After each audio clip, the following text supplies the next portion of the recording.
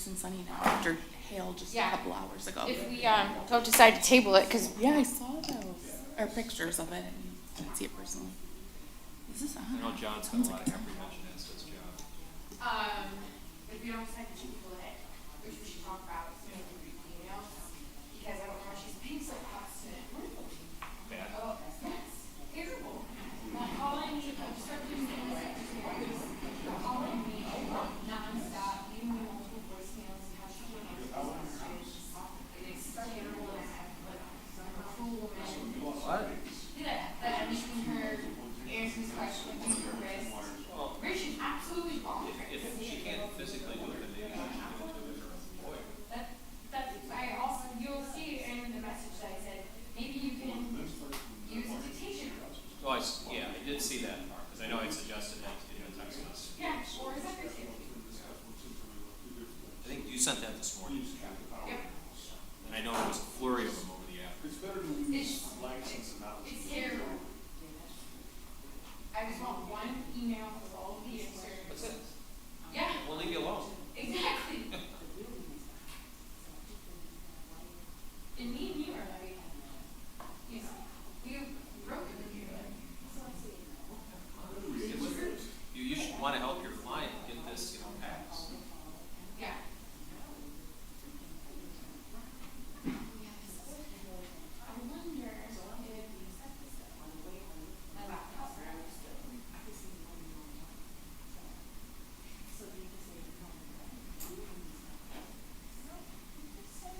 Tomorrow, if you don't have a forum, they can't let you off the Yeah. as a workshop. But even if the board doesn't have quorum for election of officers, you still do the training, that's just as a workshop. Yeah. Are we filming it? Let's give it 5 minutes, and if you don't get another body, then we'll just proceed to training. What was the rule in college? Was it 15 or something for like tests? Everyone got an A if the prof didn't show up within 15 minutes?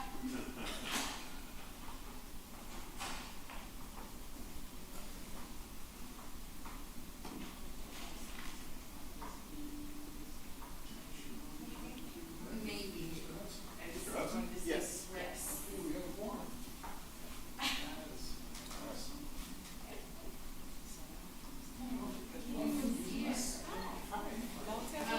Yeah. I got a new one with me, but I'm not connected to you. I might really be serious and use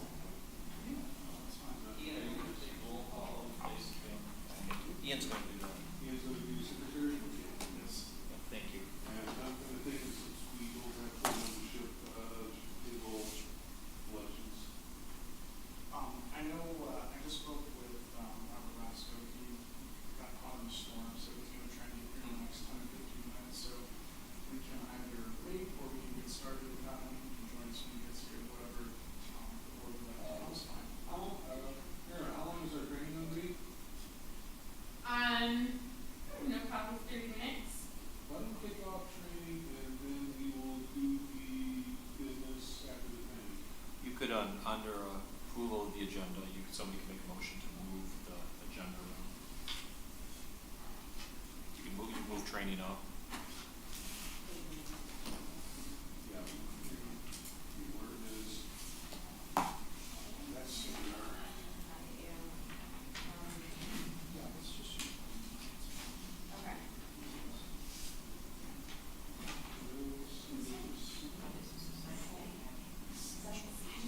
See, it's clean there.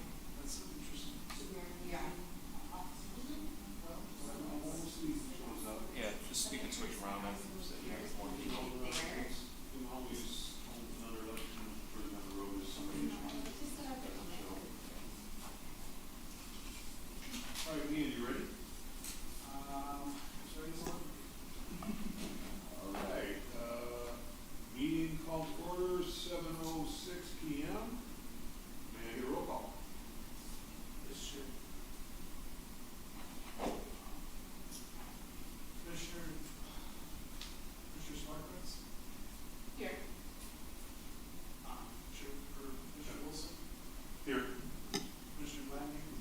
Ms. Gladney present. And Commissioner Hudson. Present.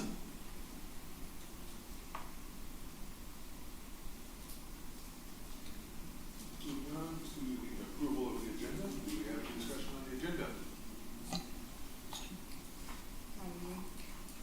I think that we should move the zoning board of appeals duties training under new business, 7C, up to after the first hearing of the public, or after approval of the minutes? To new business, make it the new section A.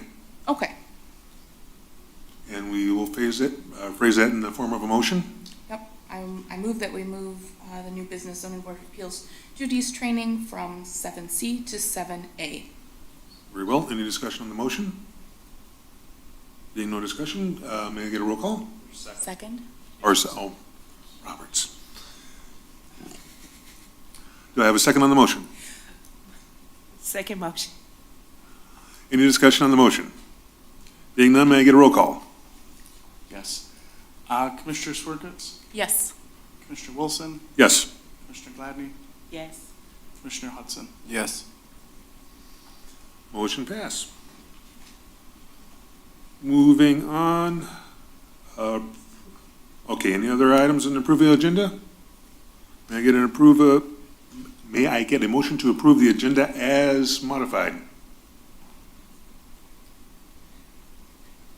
I'll move that we approve the agenda as modified. May I get a second, I'll please? second it. Thank you very much. Any discussion on the motion? Being none, may I get a roll call? Yes. Commissioner Swerkis, Yes. Commissioner Wilson, Yes. Commissioner Gladney, Yes. Commissioner Hudson. Yes. Motion passes. Motion carries. Moving on to hearing of the public. Is there anybody wish to speak on behalf of the public? Being none, moving on to approval of minutes, December 15th, 2022.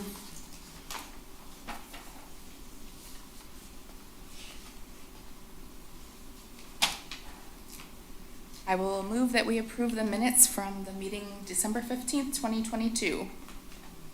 I see no changes. I will second. Any discussion? Very well, may I get a roll call? Yes. Commissioner Swerkis, Yes. Commissioner Wilson, Yes. Commissioner Gladney, Yes. Commissioner Hudson. Yes. Minutes are approved. I do not have a preface. Rich, would you just read the new one, or?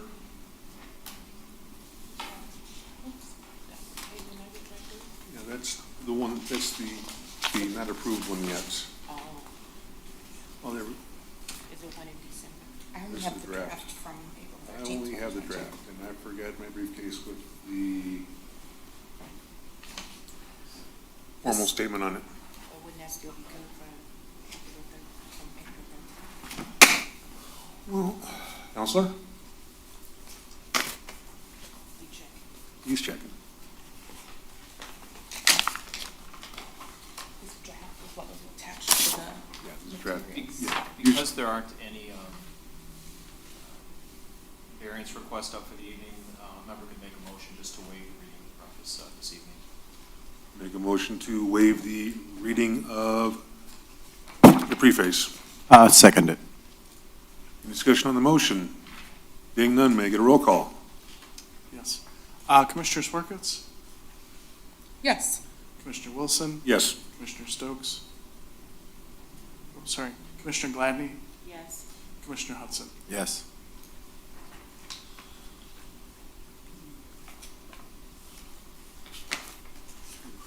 Okay, moving on.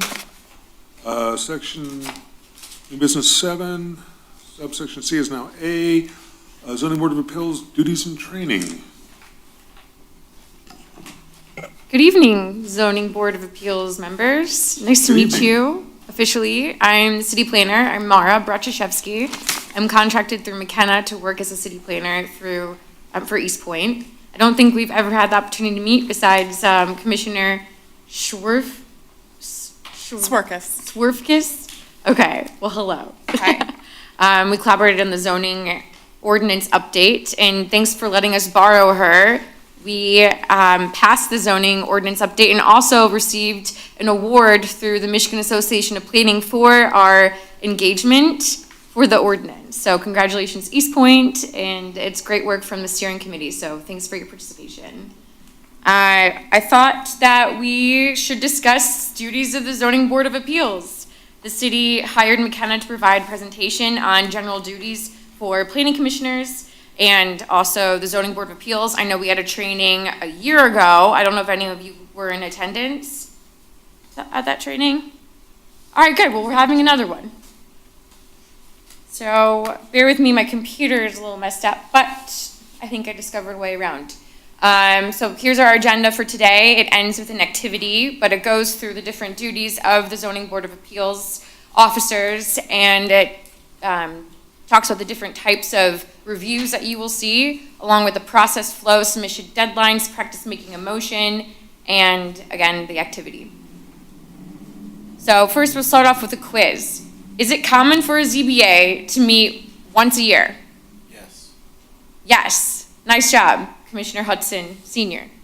In fact, if the ZBA meets infrequently, that means the zoning ordinance is doing its job. So nice work, East Point, round 2. Is it the intent of a variance to allow property owners to avoid compliance with the ordinance? Absolutely not. All right, Zoning Board of Appeals, I'm here for this. Thank you. No, the intent of a variance is to grant a waiver from zoning ordinance standards when there is extreme practical difficulty for a property owner to comply with the standards. Hardships are due to unique physical circumstances and are not self-created. So these are the words that we're going to be using moving forward, but you are all familiar with this. So maybe this is just a primer.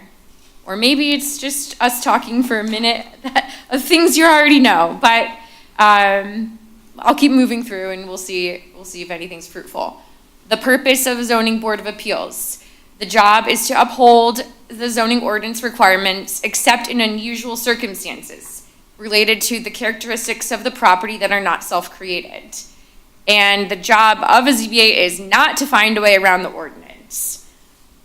Me saying this, I think I should have other people here than maybe the Zoning Board of Appeals to understand what a variance is. But this meeting is recorded, so thanks for staying with me here. And hopefully we can direct members of the public, City of East Point, who want to know a little bit more about what variances are, because you guys already seem to be experts. But the purpose of the Zoning Board of Appeals is a checks and balance system. We've got the city administration, which is executive branch, City Council is the legislative branch, and you guys, you're the judicial branch of our city government. So City Council adopts the rules, PC, Planning Commission, staff develop plans, ordinances, and the ZBA interprets the rules, like the judicial branch. How does the Zoning Board of Appeals have authority? Well, this is a recap from our training last June, but the Michigan Zoning Enabling Act grants or enables the development of a zoning ordinance, and Section 601 of the Zoning Enabling Act enables municipalities to establish a zoning ordinance. So we're here today because of the good old Michigan Zoning Enabling Act allowing us to form a Zoning Board of Appeals. This is relevant today. Let's talk about the majority. So within your bylaws, we have a majority of the membership that are present and voting can approve a ZBA decision. So everyone in the room, if there's a majority, we can approve a ZBA decision. This differs from sometimes where cities require a full majority of membership. So that would mean that we would require a majority of 4 people to vote because you have 7 people on your board. Right now, we can pass something, since we have quorum, we can pass something with just the 3 people in the room. It's a majority of those in attendance versus a majority of those of full membership. So that your ordinance is different because you wrote your bylaws. And you're like, yeah, we know this because we wrote this. Okay. Just a primer, or it's recorded for people that don't know.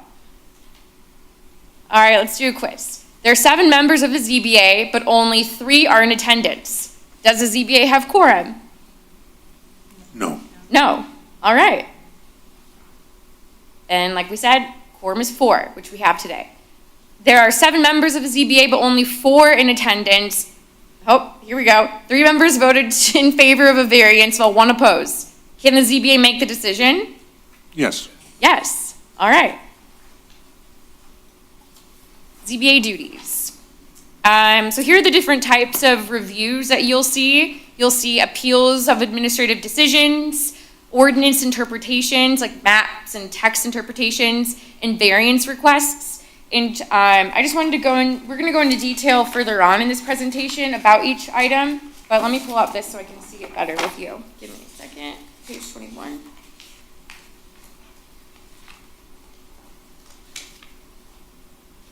Okay, appeals of administrative decisions. So these are like someone received a denied zoning permit, a denied site plan, denied special land use or planning development, or the building official enforced something, and we have an appeal. You guys see this appeal. So we'll go into different standards of how you approve this appeal, but these are the examples. So one real life situation that happened is someone wants to appeal the city planner's decision that prohibits a special land use for an auto repair shop in a commercial district. Well, auto repair shops in this commercial district are not allowed or only allowed as a special land use. So they don't like that. They don't like that they have to apply for a special land use. They go and see you. That's an appeal to administrative decision. An ordinance interpretation, that's an interpretation of the zoning map or the zoning ordinance. And someone wants clarity on the dimensions allowed for changeable message signs. These ones are a little bit more rare. I was truly trying to like scrape around and find an example, but this actually happened. Someone wanted clarity on, I think it was a church, a spiritual institution that wanted clarity on what their dimensions are. I don't know why they couldn't ask the planner, but maybe they didn't like the answer, so they went to you. Variance requests. So there's 2 different types of variances. There's use and then non-use. East Point does not use any use variances because we offer conditional rezonings instead. And the reason why we don't offer a use variance is because, like I said, we use conditional rezonings, and conditional rezonings permit specific uses with specific conditions to ensure use compatibility. So if we just granted a use variance, then that process is, in essence, rewriting the zoning ordinance. And we here today have 1 member who knows at least the whole entire process and background of information that's needed to rewrite a zoning ordinance. And that means numerous conversations with planning staff, with the community, with the planning commission, with the city council to then approve it. And if we were to just use a use variance, that would just be 1 conversation here in this room versus the luxury of having a conditional rezoning, which acts as the same as the use variance. You guys good with that? Any questions on that? Okay, so East Point opted out of use variances, which is smart, so we can have all our checks and balances. And now we just focus on non-use dimensional variances. So these are physical dimension variances requests, a dimensional variance request to the zoning ordinance. So I've got 2 examples. Someone seeking a variance from complying with their side yard setback to construct a garage because they have an unusual easement on their site limiting their buildable area. So that's 1 example where you would see it and perhaps grant this dimensional variance.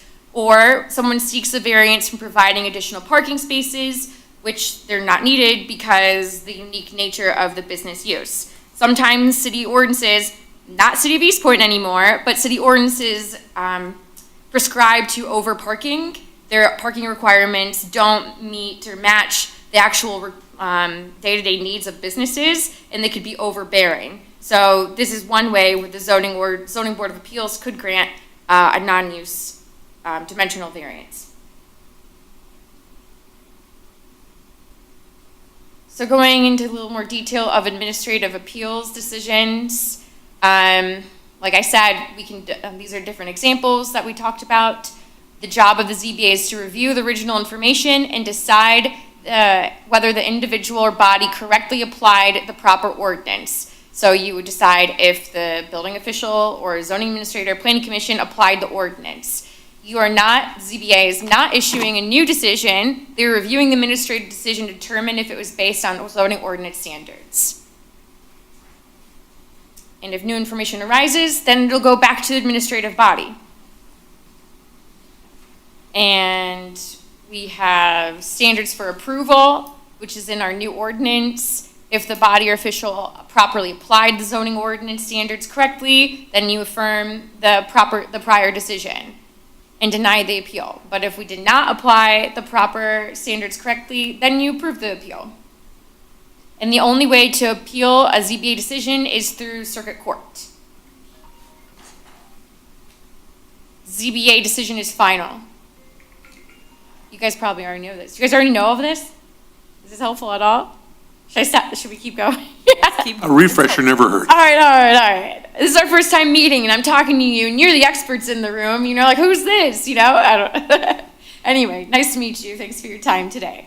So moving on, I just want to recap that last bit right here too. The ZBA decision is final. It cannot be overridden by city council or any other government authority.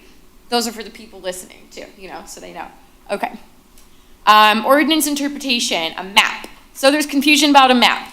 Here are our standards for approval. We see if it preserves and promotes the character of the zoning district. So if this interpretation or item on the map promotes the character of the zoning district, aligns with the intent of the zoning ordinance, upholds relevant historical information, and does not rezone the property. Because we don't do rezonings, we do conditional rezonings. And then we have some text confusion, so it's the same standards as before. We really want to make sure that if there's any text confusion, that our job as a zoning board of appeals and planner is to make sure that our decision is reviewing the history of information and making sure it promotes the intent of the zoning ordinance, because it's confusing text. So we kind of have to just go with if it just makes sense with the zoning ordinance.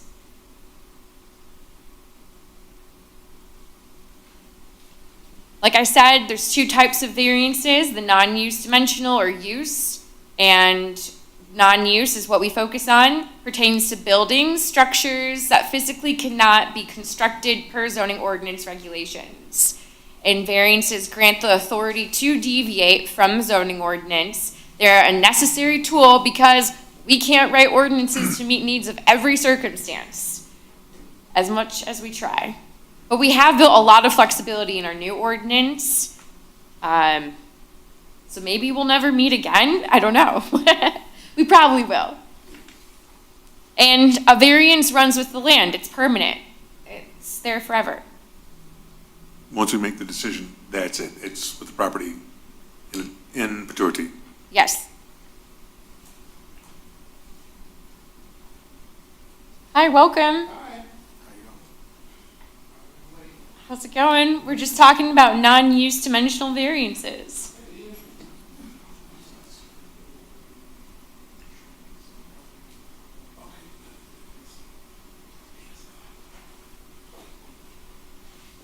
All right.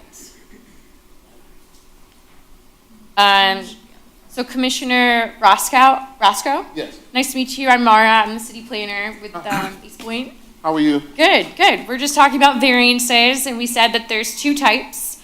Are you chair, Cliff Wilson? Yes. Chair? Okay. So we focus on non-use dimensional variances, and these are pertain to buildings, structures that physically cannot be constructed because of the ordinance regulations. And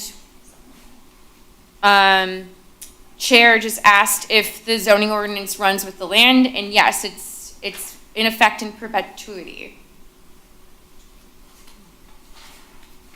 And we do not focus on use variances. So now moving on to non-use dimensional variance. Examples can include deviation requests or changes from the zoning ordinance regarding front, side, yard setbacks, height, lot coverage, parking, sign regulations, landscaping, buffering requirements. These are all non-use variances that you could see as a zoning board.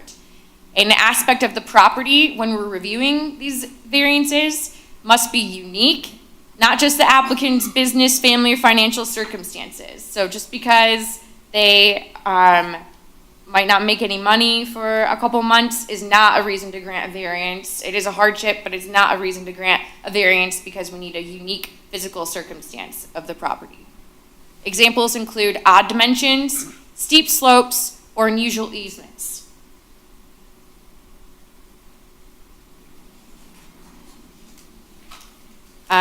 Standards for approval. You have a checklist within your folder that I created for you and members of the public when we're applying for a variance. It's the non-use variance checklist. Do you guys have that? So we created it based off our new standards in the zoning ordinance, and these are the standards that I listed here in the bullet points. And then underneath each standard, I wrote an example that Chair Wilson, you might be familiar with because I used the MSU article description that tries to make more sense of what are the zoning variance standards. Like what does each actually mean? So I thought more information was helpful and I organized it under different standards of approval. So we have first, is the property a unique circumstance? Is a challenge due to a unique circumstance in the property? Is the challenge not shared by property owners? So is this one person being isolated and they don't have the same right as other property owners? In that case, we might consider the variance. Is the problem not self-created? So not even by previous owners. So if it was not self-created, it's actual natural-made hardship, then we might consider approving the variance. Strict compliance with ordinance would be unnecessarily burdensome to the property owner. That's a little vague, but we have some information here to help us define what unnecessarily burdensome means. We can't have it to be a self-created option, and we have to go with the lesser variance. I'll get to that in a second. Variance would provide substantial justice, so this means that other property owners enjoy the right to have a front porch, and there's some dimensions or like weird easements, unusual easements on the property that prohibit a property owner to have a front porch. So we would be providing, by granting this variance to create this front porch, we would be providing substantial justice to the applicant. So that is a standard in which we might approve this, this variance, as long as, and this is last bullet, no lesser variance options are practical. So, I mean, if there's like 20 by like 30 feet front porches all throughout the block, and this applicant wants to do like 100 by like 50 foot front porch, well, maybe not, because they could just do like a 20 by 30 foot front porch, which would be the lesser variance. So it's less of a burden on the zoning ordinance. It defies the zoning ordinance in a lesser nature. Do you know what I'm saying? Yeah? Yes. Yes. Okay, cool. And so findings, this is something that I always had a question on, so I'm happy to present this today. Findings must be provided for all standards listed in the checklist and on the left margin that we just ran through. A standard can be found not applicable, but no standard can conflict with another standard. So we don't have to have a yes answer for each one or no answer for either. We have to address all of them, but no standard can conflict with the other. Previously, I heard as a planner that we have to have the same answer. We have to have like a yes for each one, but one can be not applicable. Okay. Should I read that last thing? ZBA must find that there's a practical difficulty for the property to comply with the zoning ordinance. Enforcing compliance would create an excessive burden. Okay. Those are some key words here. So use variances, we don't do these because use variances are in effect rezoning a piece of property. You can see the bullet on the right column, third line down. Use variances are in effect a rezoning a piece of property without the benefit of planning commission and legislative body weighing in. We just talked about that earlier. So we don't do use variances. We do conditional rezonings, and they permit specific uses with specific conditions. So maybe we could have a restaurant in a residential zone, but maybe the conditional rezoning would be that we limit the hours of operation, limit the capacity size due to parking challenges, stuff like that. And the city doesn't bring conditional, conditions to the conditional rezoning. They have to be brought forward by the applicant. The city just has the power to deny or approve a conditional rezoning. The applicant has to bring conditions forward. But you don't see that because you're the zoning board of appeals. Moving on. All right. The zoning ordinance is too strict. Should we grant a variance? Oh. No. No. All right, nice job, guys.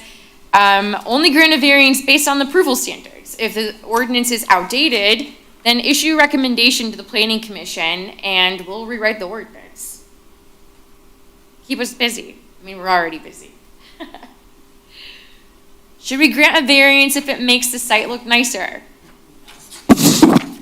No. No, even though we might want to, no, site improvements are not a standard.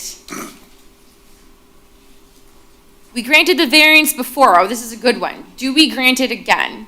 No. Oh, all right. No, variants are reviewed on a case-by-case basis. The project, oh, this one's also a good one. The project is already built. Do we grant a variance? Probably not. Yeah, nice job, Chair. So just because the project is built does not mean the ZBA has to feel obligated to grant a variance. The city can condemn a site, provide a stop work order, deny their certificate of occupancy. It all depends on the scope of project, and we need to seek legal advice from our city attorney, Albright, in these situations. So we have some incorrect reasons to grant a variance. No one came to object. It's the only sign they can make. We've all heard these. The ordinance is too strict. We must provide it, and they will leave. It will make the area better. We gave this variance before. It's already built. We know they will do a good job. It's only a small variance. These are not reasons to grant.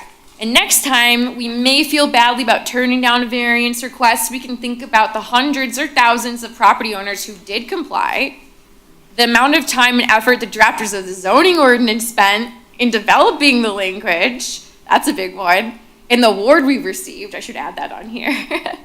The effectiveness of our ordinance, if it is commonly known that all you need to do is ask a variance and it will be granted.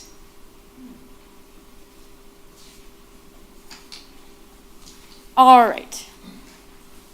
So we're all familiar with this, but here's a process flow. The application is submitted for a variance or administrative appeal or map or text interpretation, and we pay the fee. This application is submitted along with the checklist, and they must provide short answers of how their project meets these standards or is not applicable to these standards, and they provide a sketch plan, some description if necessary, for a variance request.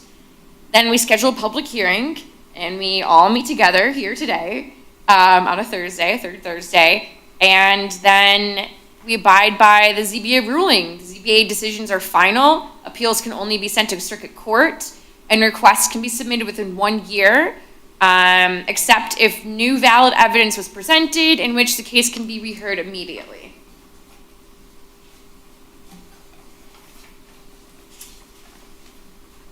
We have submission deadlines on the city website, on the ZBA actually webpage, and planning zoning administrator reviews a submission for sufficient completion upon scheduling for a meeting. You can see on this slide, and I'm sure you guys noticed by now this presentation is printed in your packets. Yeah, okay, failed to mention that one.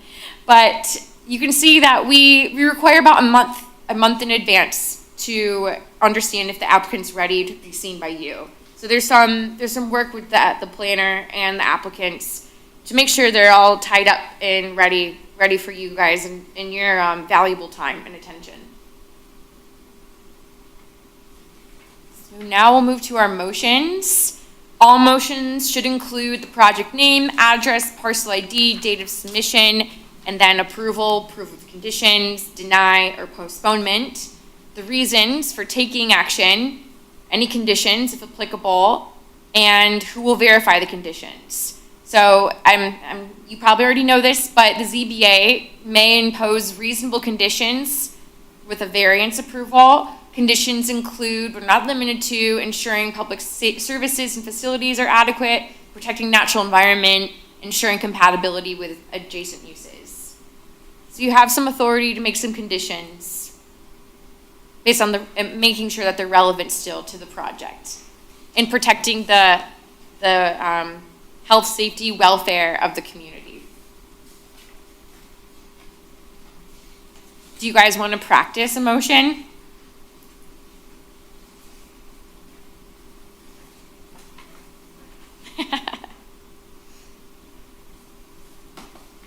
Sure, let's go ahead and practice one. All right. So we have a word bank here, and a sample motion.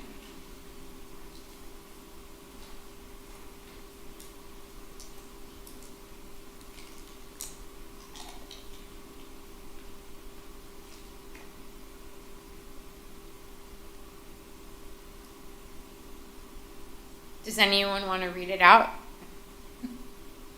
So our motion would look like motion to deny the 4-car garage variance request for the property at 123 Lexington Avenue, parcel ID, because the property already has an attached 2-car garage, a long driveway that provides additional parking.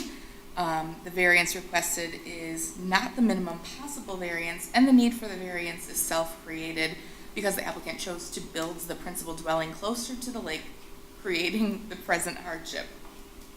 Excellent. Nice. We have a lake on Lexington Avenue? I don't know. I like it. Maybe. Did you guys grant a variance to build a lake? I mean, shoot, if we had a lake, I might have to grant a variance. Don't tell anyone I said that. Oh, this is James. Oh, man. All right. I really like So that, the swimming motion really pools. has to have like all the elements of our fact finding. Yeah. It's not just deny. Yeah. Okay. And that helps the city, that sets the city up for success and it helps be transparent throughout the process to the applicant and maintains our standards of approval. And also, we have it on record of the reasons why we are denying or approving or conditionally approving or postponing a variance. And I'm sure that helps our city attorney, if ever needed. And for appellate review, if they do decide to go to circuit court, because we've given them 100%. an adverse decision, then our reasons are there. That's a great point. Yes, it's very important to have our minutes, our conversation, our standards of approval noted within our minutes, but also within the motions themselves. And you're not alone. We have each other. We can all work together to create a good motion if we ever need to. Mara, an alternative way to do that as well is if during the course of the meeting, one of the members said, well, I find this, and this, and it's very specific, those findings would also be in there. And then somebody could say that, okay, based on board member so-and-so's findings, I make a motion to grant or deny the variance because either the findings were inadequate to support the hardship or they did support the hardship or the standards set forth by the markers. That'd be an alternative way to do it. Each variance request is just like each piece of property that comes before the board is a unique situation. And so if you vary a little bit, but as long as the record is complete with regard to the findings, yes, it makes appellate review a lot easier. Because what may happen, a court may not necessarily reverse the decision of the zoning board of appeals. What the court may do is remand it back to make particular findings, either for or against. Okay. So it's good right out of the chute just to make those findings at the initial meeting. That way the board doesn't have to reconvene at a later date. And it saves, of course, the applicant, expense and time as well. Thank you. Okay. So do we have any questions before we move into our training?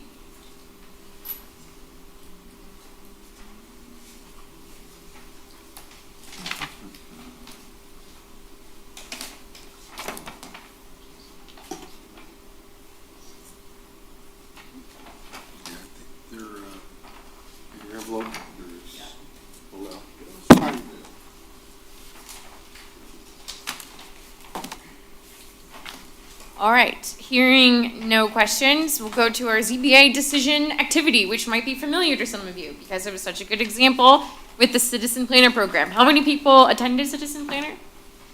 Okay, I did too. What year? It was, been about 3 or 4 years. Yeah, 3 or 4 years ago. If you attended the city planner training. Citizen planner? Yeah. I think I did it 3 years ago. 2020.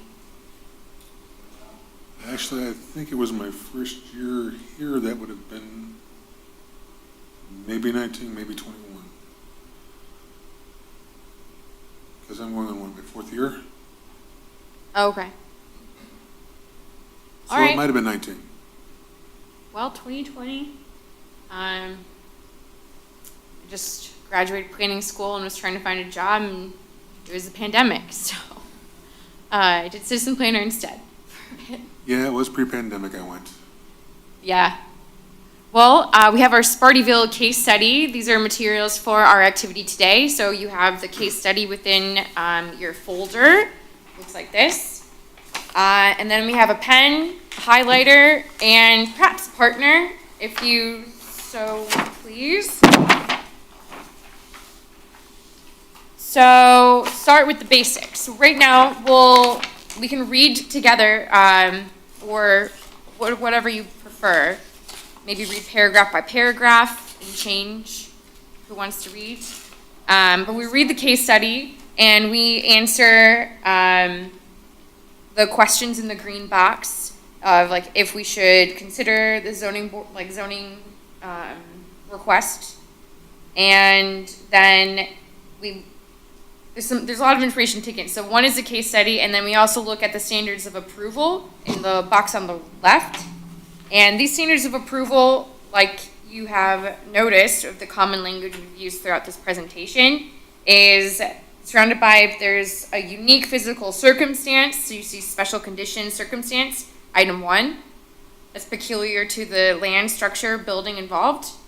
And then item 2, if it's substantial justice, if the literal interpretation of the provisions of the ordinance deprive the applicant.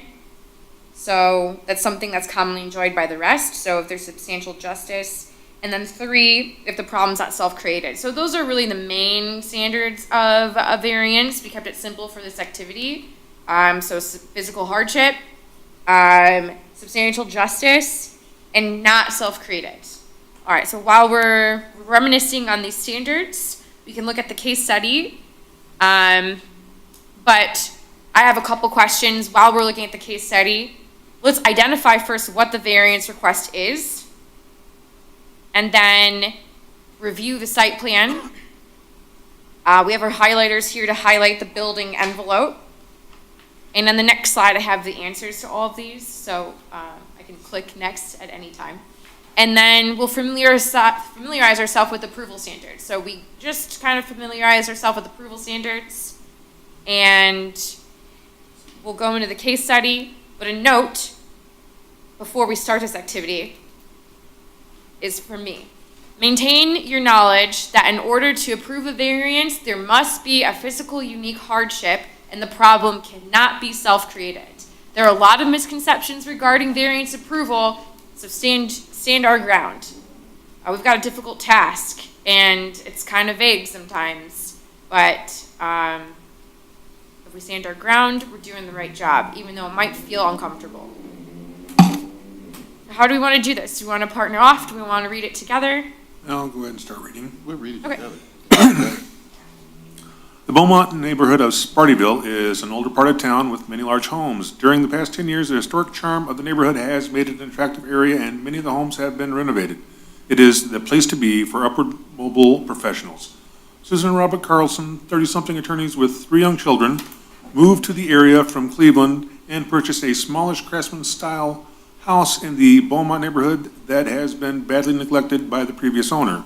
They submitted a variance seeking to encroach on the side yard setback and to exceed the height limitations by building a 3rd floor. Chair, do you mind if I pause you for a second? Go right ahead. So we just found the variance request. 3rd paragraph. We can highlight it if we want.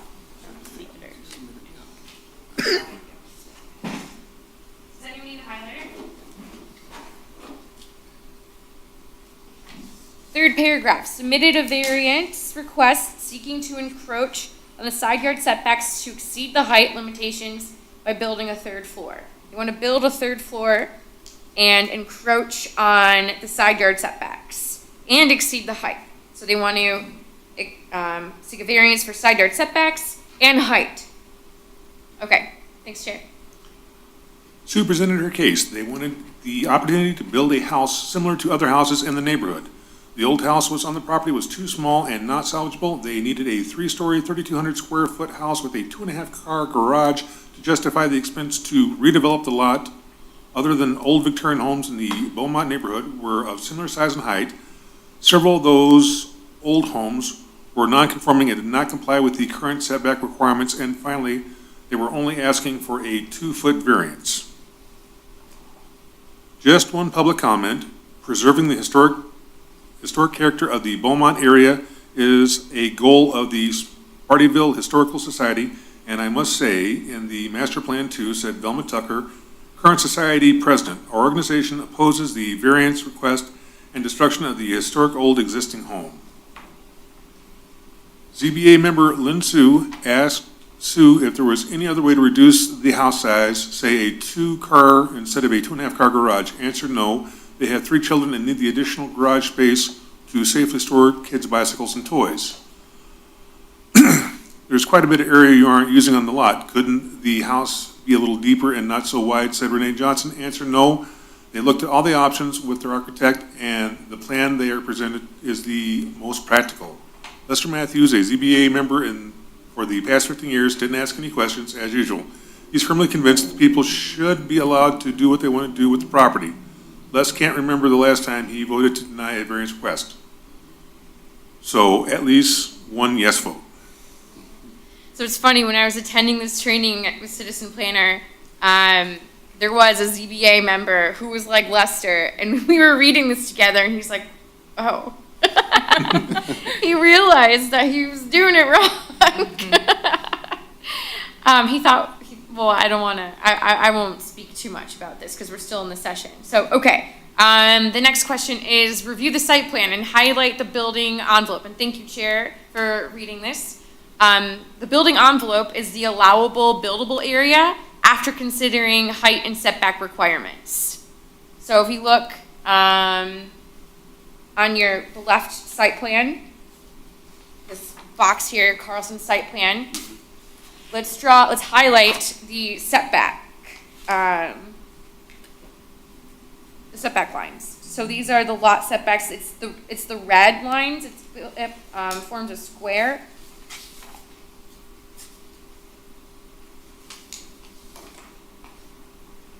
They're kind of rectangle, I guess. Yeah. I don't have to share the screen, but,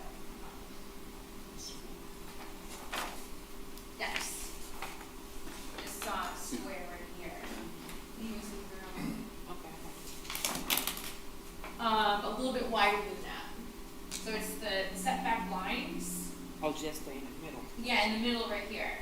So Ian, can you go back to the previous slide, please? Or economic development. Thank you. So the building envelope is the allowable building area after we consider the setback requirements. So I think some of us were drawing around the proposed home outline, and that's just the proposed home outline. But the buildable area considers these. We have to meet these setbacks. So this is the front setback. You can see. Sorry, I don't have it on the screen. This is the front setback. This is the rear setback. These are side setbacks. So we can have to maintain these, but we can build anywhere within this larger rectangle.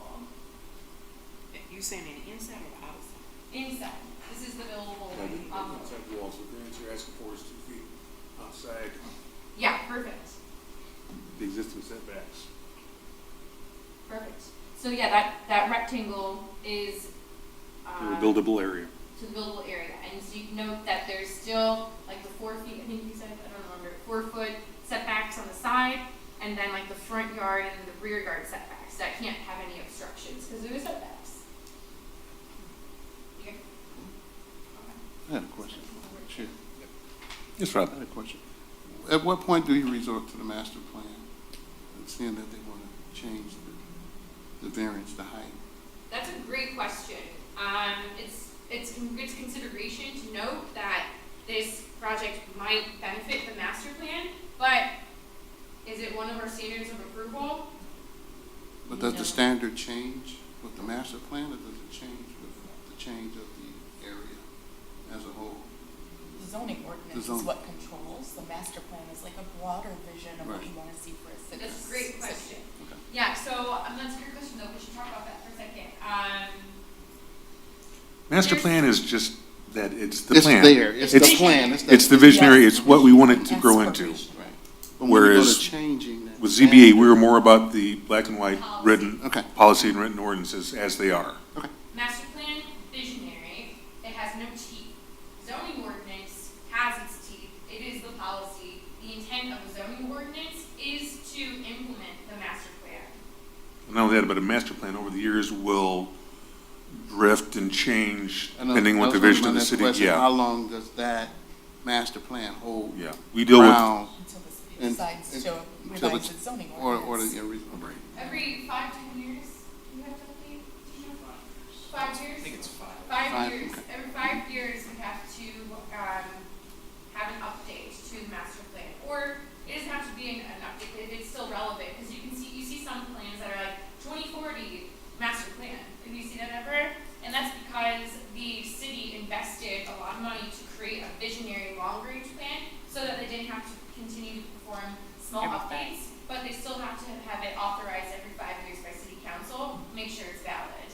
But even though that master plan may change and evolve every 5 years or whatever benchmarks the city council sets, we still go by the zoning ordinance, even if there's a discrepancy between them. We don't implement the master plan until the legislative body has adopted new zoning ordinances, correct? Exactly, because Okay, zoning ordinance is policy. correct. but would you at some point have to change the standard? Oh, Understand. yes, we definitely, that is a detriment to many cities, it's a great conversation. It's a detriment to many cities that we do not update the zoning ordinance, because the Michigan Planning Enabling Act enforces cities to update their master plans every 5 years. So we have this legislation that requires cities to update their master plan every 5 years, but we don't have that for zoning ordinance. So a lot of times you see cities with these visionary documents, but their policy is outdated and they can't get their good work done. But City of East Point just updated ours and we're doing the good work, right? Thank you. Yeah, thank you. Thanks for the chat. Okay, let's go to the next. Thanks. All right, so we noticed, we know what the variance is. Can we encroach on the side yard setbacks and exceed height? We know that the building envelope is this greater rectangle here. And you guys remember Lynn Sue and Renee Johnson in these 2 paragraphs, the second column, top 2 paragraphs? They were like, well, why can't you change your site, your house location to be within the building envelope? You have a lot of space left over. And they said it's not practical. Well, is it really not? They have a lot of space. That's why we took that activity to draw this. So you can see that they can reconfigure their housing design to meet the standards of the ordinance. And there's no pond or lake or that we know of unusual easements to prohibit them from doing so. All right, so we know the standards of approval is a unique physical circumstance of the property. So that would be the pond or the easement. If there's a substantial justice, if all the other homeowners have it, and the problem is not self-created. So this is a little tricky here because we might provide an argument that there could be substantial justice, that approval standard. However, do you guys remember us chatting about that no standard can contradict the other? So since it's self-created and there's no unique physical hardship, we're kind of leaning to denial, but let's investigate this further. So the next topic is to address these questions in the green box. What facts from the public hearing should the ZBA consider? Yeah, some of the reasons are really don't matter, like only asking for a 2-foot variance, that doesn't matter. And what they're looking for, you asked for facts. just, Does the fact that the Beaumont or Spartyville Historical Society say that they want to preserve the historic building should that play into the decision of the ZBA? Yeah, that's a good question, and I think it's good to have on record that we acknowledge this. Like you were saying, Commissioner Roscoe? Yeah. Okay, this project, historical preservation, is an objective of the adopted master plan. So you mentioned that, and it's good for us to acknowledge the city's visionary guide here, but like we just chatted about, the approval standard for a variance is not, does this implement the master plan? And I want to put a pin in this conversation for a second, just so you guys know, this is the relationship or harmony to, the project's harmony to the master plan is an approval standard in a planning process, but not a zoning board of appeals planning process. It is an approval standard for a special land use that planning commission sees, but it's not relevant here. But it's good to know, that's a fact. Thanks for the historic preservation fact. Okay, uh-oh. Okay. Oh, well, no. Okay, does this request meet Spartyville ordinance standards? No. No. So let's go one by one. Is there a unique circumstance? No. There's no unique shape of the parcel property. There's no unique easement that we know of. So no. Okay. The next one. The literal interpretation of the provisions of this ordinance would deprive the applicant of rights commonly enjoyed by others. Okay, so they want to build a garage, right? Do they already have a garage? Yes. Yes. Yes. So they have a garage. There's, they already enjoy that right to have a garage. Now they just want to build a bigger garage. They want to build a home with a bigger garage. So, no, they already enjoy the right to a garage. The third one, is it self-created? Yes. Yeah. Yep. Yeah. Carlson's created the problem. They can redesign their property to meet zoning requirements. And then, what's the last one? Is there a lesser variance that could be granted that provides a remedy for the Carlsons yet retains the spirit of the zoning ordinance? No, that would contradict them. It would, oh, that's good. Thank you, Commissioner Hudson Sr. That's fair point. But if we were to tease this out a little bit and wanted to like tease out this idea of a lesser variance, is there one? So we wouldn't do it because it's contradicting. That was somewhat of a trick question. But in case we wanted to humor the question, Carlsons can easily redesign their property to meet zoning requirements. If anything, perhaps a height variance could be provided if it matches the character of the neighborhood and meets the intent of the ordinance. So the side yard setbacks, that one variance request, because there's two requests. The one variance request for the side yard setbacks, they can redesign their property. They don't need that. But if they wanted to build up, maybe we would accept a lesser variance, just the height variance request. So that would be that would be giving a conditional variance. Yes. Yeah, adding a condition to the variance request. You have to bring the architecture within the setbacks, however you could have a third floor. Yes. Perfect. Okay, and then should variances be easy to get, as Lester or my colleague that or not my colleague, but classmate that attended the citizen planner workshop? Should they be hard to get or easy? They should be hard. Hard, yeah. And that is such a common misconception. But I don't have to tell you, I think I'm preaching to the choir. All right, so the zoning ordinance exists for a reason. Zoning ordinance provides uniform treatment to all. Consistency is important to protect the character of the city, conduct business in a professional manner. Deviations of the ordinance must be justifiable. That concludes our activity. Thanks, everyone, for your participation. That was fun getting to know you. Thank you. Thank you. I hope to see you again soon, but I mean, Not too soon. maybe not because our zoning ordinance is doing a good job, so. All right, resuming business, moving on. New business, section 2, approval and adoption of amendment bylaw preface. Let's take a moment and review the preface drafted April 13th, 2022.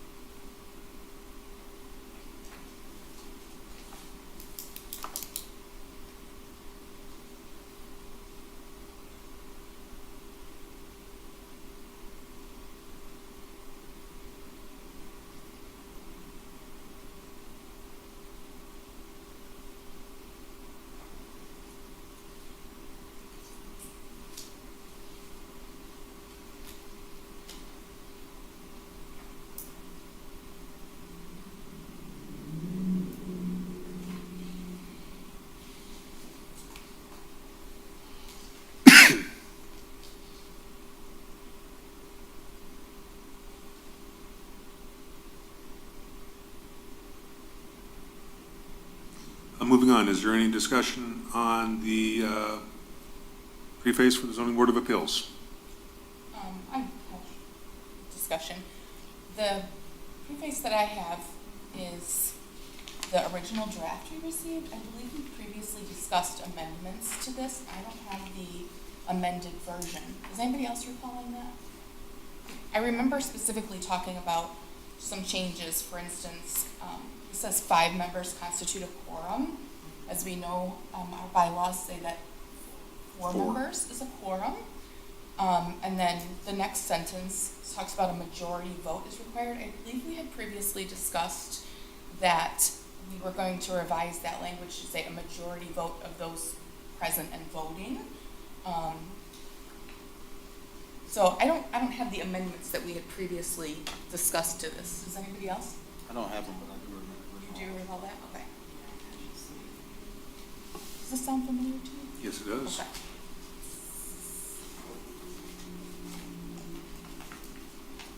Mr. Albright. Yes, Mr. Chair, the board may wish to just table approving this so city administration can do some further investigation, because I do remember vaguely that type of language as well. Yes. Something didn't take in the edit. Okay. Can I get a, So I'll move that we table the approval and adoption of the amended bylaw preface. Chair, before we do that, do you guys feel comfortable amending it today with those changes? So we can have an established bylaw preference, because we all know we don't know when we'll see each other again. That was just one point that I wanted to put out. I think that's fine. I think that probably our minutes from that meeting specify the changes that we discussed. So maybe rather than discussing them all here again, we can just refer back to those minutes. I don't know. What do you think? Oh, are these the minutes? We had, Oh, no. so the minutes from the meeting in April 2022 would probably reflect the changes that we discussed. I don't happen to have those in front of me. They should, I'm sure my notes reflect that. Okay. I can check really quick and see if I can pull it up on documents on demand, but if I'm not able to pull it. would you please go ahead and check and see if you can do that, so Sure. we can get this solidified. We've been bouncing this around for That's over a it. year. That's it. I saw the timeline. I was like, oh. Thanks, Chair. Thanks, Commissioner. Should we, one's the matter, should we move to another, portion? Discuss All right. We will postpone that for the moment. Moving on to selection of officers.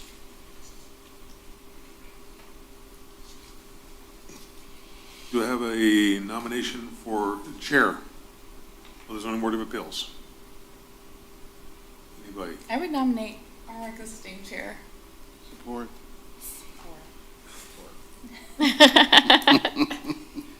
Are there any other nominations for chair of the zoning board of appeals? Very well, I accept the nomination. Counselor, do we have a vote on that, right? Yes. Okay. Any discussion on the motion? Different meeting. May I get a roll call, please? Yes. Commissioner Roscoe, Yes. Commissioner Swarsitz, Yes. Commissioner Wilson, No. Commissioner Gladney, Yes. No. Commissioner Hudson. Yes. Vote passes. Moving on to nomination of the vice chair of zoning board of appeals. I have a question on this. Yes. Can we nominate alternate members for these officers? I don't recall from our bylaws. I do not think so. Alternates are merely to fill chairs in case we need quorum. Okay. Well, in that case, I would nominate Stephanie Swerkus as vice chair of the zoning board. I thank you for that. I'm flattered that you would nominate me, but I'm gonna not accept that nomination. If I can, I would like to nominate Ms. Glad. And Ms. Gladney has declined. She declined to. I'm sorry, guys.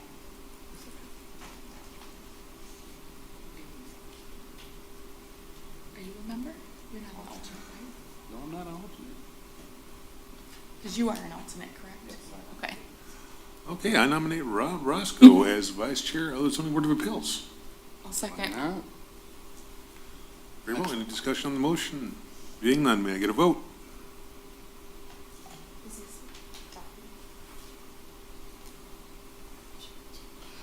Commissioner Roscoe, Yes. Commissioner Swarsitz, Yes. Commissioner Wilson, Yes. Commissioner Gladney, Yes. Commissioner Hudson. Yes.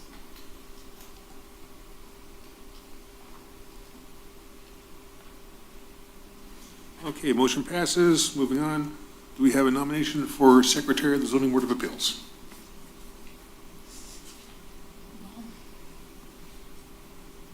I think that leaves Mr. Stokes or Ed the other Williams? new member. Ed Williams? What's that? Ed is a full-fledged member.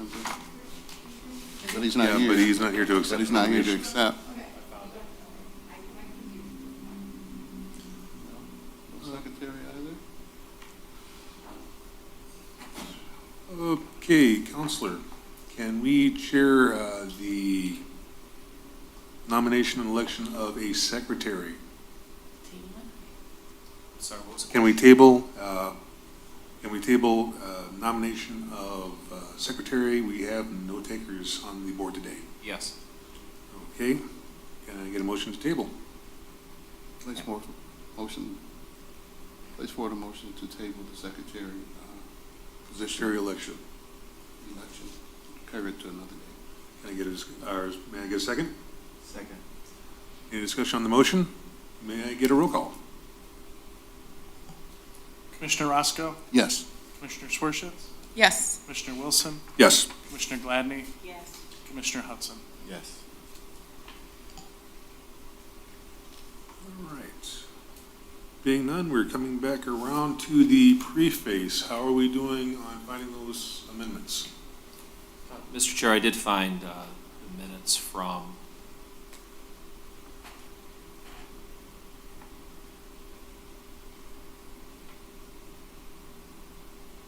there was discussion regarding the bylaws at that time. Just get into the minutes, because I have the minutes from the March 17th, 2022 meeting. I know that there was a discussion regarding the bylaws at that time. It was correct, the section about president voting, that was in there. But let me just get to minutes from the April meeting.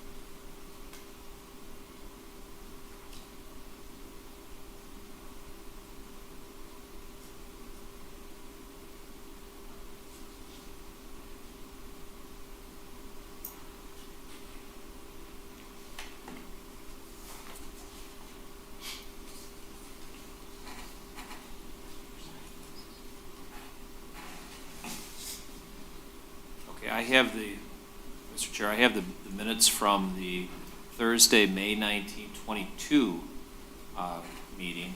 Now, this says, this was regarding the April meeting, but there's an under unfinished business, and I'll just read it into the record. Unfinished business, Chair Wilson announced unfinished business. Item A, review and adoption of the final preface. The revised zoning board of appeals preface that is shortened and includes best practices for applicants that should be met. More detailed and plain English steps that have to be met are being worked on for applicants to get a better understanding prior to submission.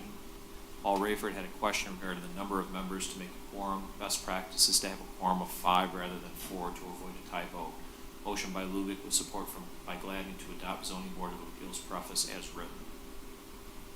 And that was 4 votes. So that was that took place at the May meeting.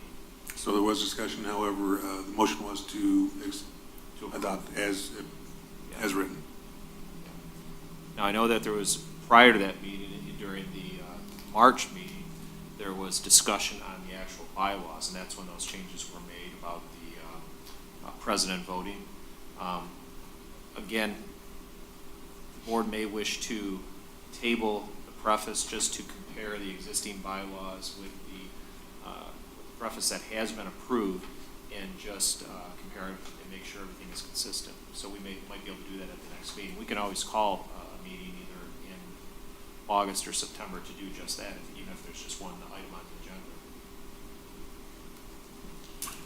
So it is important. So I think rather than trying to look at minutes, and I think that preparing for that and then having that discussion at the table would be the preferred practice.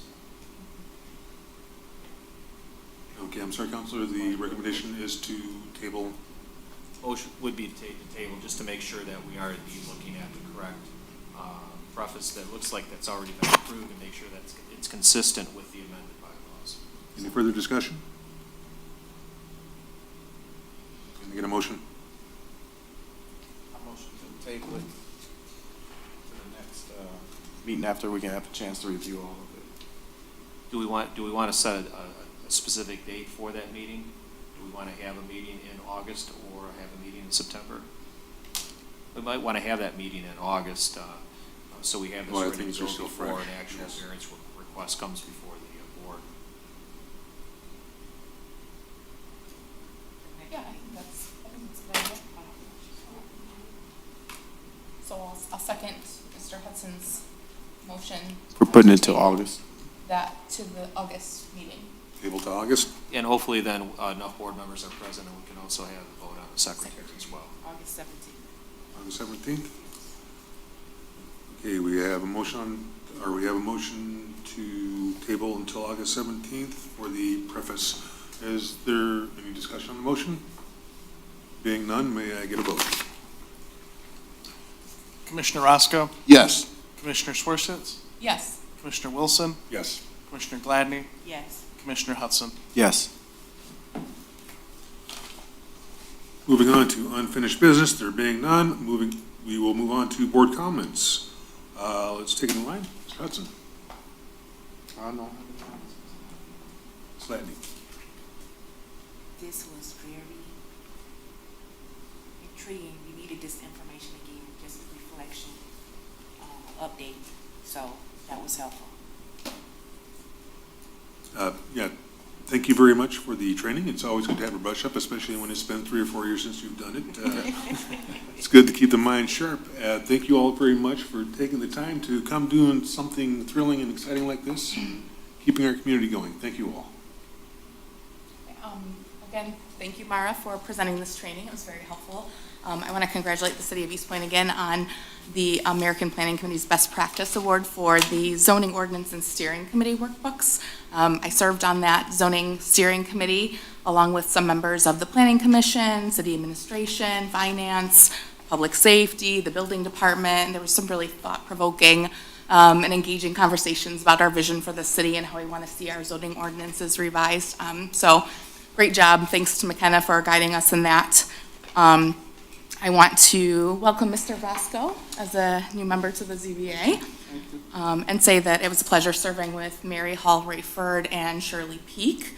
I understand that Ms. Hall-Rayford is running for mayor, so I wish her and the other candidates a fair and healthy campaign, and I encourage all the registered voters in the city to do your research on the candidates and vote in the upcoming primary on August 8th.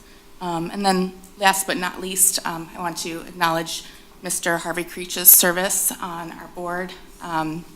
His passion for the city of East Point and commitment to public service were undeniable and really admirable, and his passing is a big loss to the board and the city. So I send my condolences to his family and loved ones. And that's all I have. Well, just short and sweet. Thank you, guys, the commission, for having me. I'm looking forward to serving this commission. All right, being no further comment, may I get a motion to adjourn? Motion to adjourn. Seconded. Second. May I get a vote? Commissioner Roscoe, Yes. Commissioner Swearshetts, Yes. Commissioner Wilson, Yes. Commissioner Gladney, Commissioner Hudson. Yes. Thank you very much for coming, all. We'll Thanks, guys. see you See you the next month. 17th, was it? Yep, on the 7th. The 7th.